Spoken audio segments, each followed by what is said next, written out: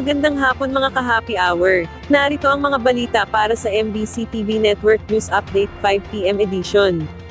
Paano kalang social media ban sa minors, kailangan ng malakas na identity verification. Yan ang MBC TV Network News ni Jackie Resio.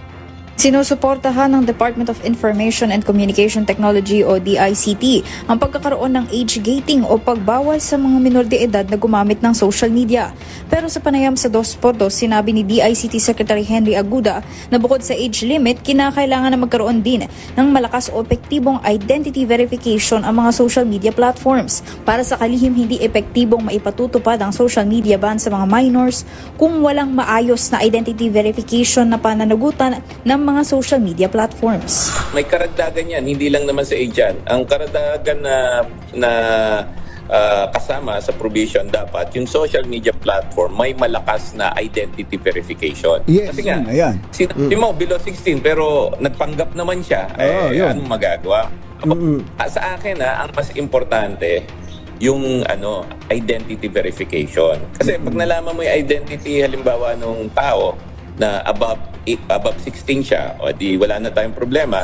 Kasunod ng pamamaril sa loob ng paaralan na ikinasawi ng 3 estudyante sa Tacloban City, muling napag-usapan ang pagban sa social media sa mga bata.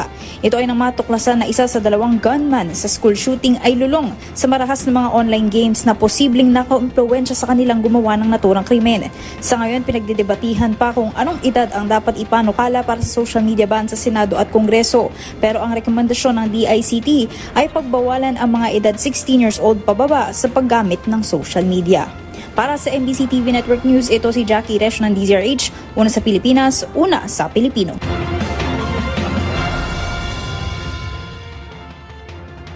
Samantala, sa Metro Manila ngayon, 3 Chinese nationals nakatikim ng mahigpit na pagpapatupad ng batas sa bansa.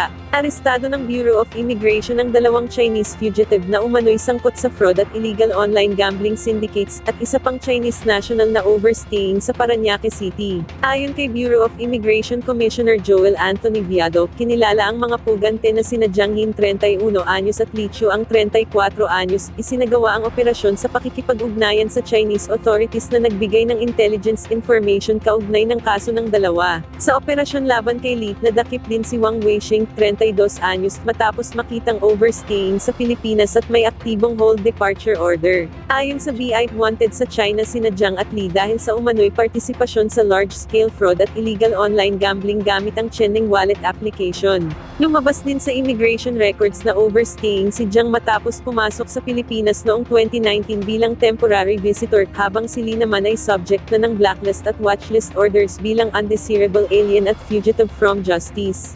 Ayon kay Viado, hindi magiging kanlungan ng foreign fugitives at transnational criminal syndicates ang Pilipinas, alinsunod sa direktiba ni President Ferdinand Bongbong Marcos Jr. na palakasin ang kampanya laban sa transnational crime. Dinala ang 3 Chinese national sa holding facility ng BI matapos ang booking at documentation procedures. Sasailalim sina Jiang at Li sa deportation proceedings, habang haharap naman si Wang sa kaukulang immigration proceedings dahil sa overstaying. Ating alamin ang mga latest update mamayang alas 5:30 ng hapon sa programang Metro Manila Ngayon, Afternoon Edition. At yan ang mga balita para sa MBC TV Network News Update 5 PM edition. Samahan ninyo kami bukas mula alas 9 ng umaga hanggang alas 5 ng hapon.